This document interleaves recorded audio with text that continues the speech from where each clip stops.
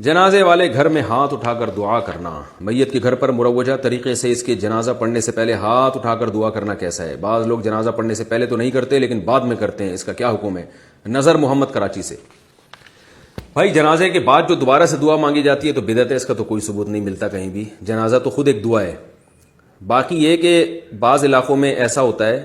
کہ جب کوئی مر جاتا ہے تو میت کے جو لواحقین ہیں وہ بیٹھے ہوتے ہیں، لوگ آ کے تعزیت کر کے ہاتھ اٹھا کے دعا مانگتے ہیں۔ ابھی دعا سے فارغ ہوا ہے، کوئی نیا بندہ آیا، پھر وہ دعائے خیر، پھر وہ شروع ہو گئی، پھر تیسرا آدمی آیا، وہ سب اخپل طریقے سے دعائیں مانگتے ہی رہتے ہیں، اور جو میت کے جو میزبان جو لواحقین ہیں وہ بیچارے تھک جاتے ہیں۔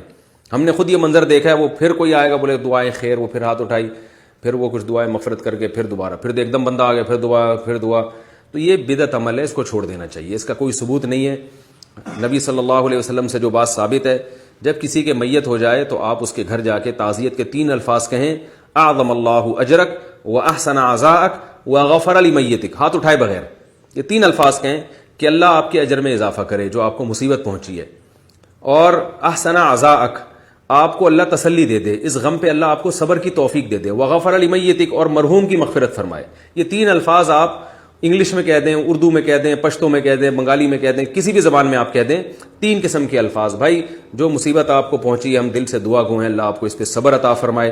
اور صبر کے ساتھ ساتھ اللہ اجر بھی دے، مصیبت پہ اجر ملتا ہے، اللہ آپ کو اجر دے، اور اللہ تعالیٰ میت کی مغفرت فرمائے۔ ہاتھ نیچے کر کے آپ نے 3 دعائیں دینی ہے اور پتلی گلی سے وہاں سے فوراً نکل جائیں۔ اتنی ٹینشن نہ دیں میت کے لواحقین کو کہ وہ بھی ڈپریشن میں کل اس کا بھی انتقال کا چانس بڑھ جائے، کیونکہ اتنا زیادہ لوگ ٹینشن دیتے ہیں، تمبو لگ جاتا ہے، ٹینٹ لگ جاتا ہے، اور 3 دن تک میت کے لواحقین کو کسی کام کا چھوڑتے ہی نہیں ہیں،